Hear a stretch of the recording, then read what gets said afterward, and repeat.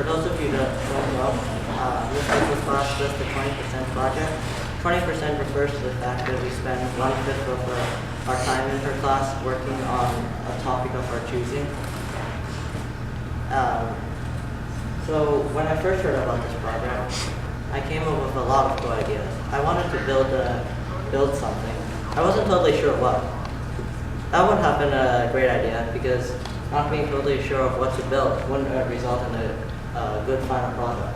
Then I switched the idea of learning to program.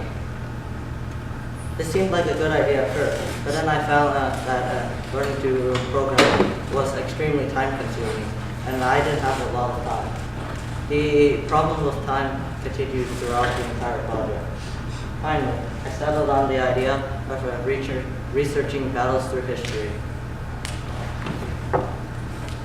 I find history extremely interesting, as it's like reading a story that actually occurred. However, a lot of school students find history boring. I think that's because the history that we learn in school involves a lot of memorizing miscellaneous dates and focusing on the outcome of battles and the influence they have. Instead, I wanted to focus on the strategy and exciting battles. So I had to choose a way to present my information. I chose a website. That's because websites are cheap and effective, and I've used them before. I could also add interactive elements. However, with any technology, there comes a lot of problems, and these problems take up a lot of time. And as I had said before, I have a lot of time constraints.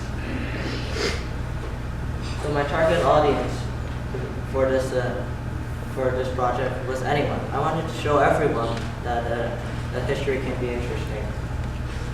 For younger people to interest them, I added interactive elements and colorful images. And for older people, I used advanced vocabulary. So now I'm going to show you my finished product.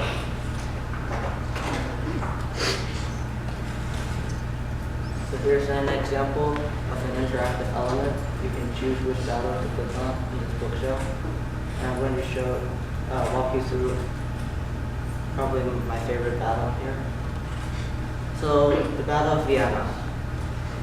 In 1520, Solomon II inherited the Ottoman Empire. With this empire came the strongest army in the world at the time, as well as a very strong navy. He set about trying to conquer as much land as possible. Finally, in Europe, all that stood was Austria. The Austrians gathered at their capital with 20,000 men. In contrast, the Turks had an army of 320,000. They besieged the city, the capital of Austria, Vienna, for 2 months.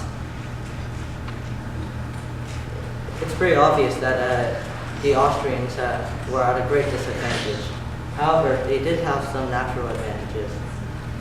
The river Danube and Wiener Bach guarded two of the sides of their cities, and also that season was the rainiest in history, or one of the rainiest in history, causing the Ottoman Turks to be slowed down greatly and giving them plenty of time to prepare. The Turks tried to attack the city 3 times, and each time, somehow, the Austrians held out. By the time the third attack was over, it was winter, and the Turks had to turn back. We can still see the influence of this battle today. The Turks were Muslim, and if they had conquered Austria, today it would have been very likely that this would have been a Muslim-dominated community as opposed to a Christian one.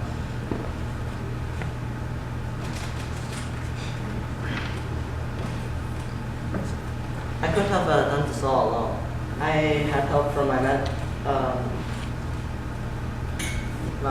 mentor, Miss Dean. Miss Dean did not help me directly on this, but she had helped me on another website on history in the past. She also inspired me to continue researching about history with her interesting lectures. Also, after I wrote articles on the battles of Antietam and Yorktown, she taught us about that in class, and I went back and added more information from what I've learned from her. So this entire project was a learning experience. First, I learned about various battles in history, but I also learned things that could help me with the future projects. I learned how to manage my time over a long period of time. However, if I could have done this project again, I would have spread out the workload more evenly, as I felt like in the last month I was spending too much time on this.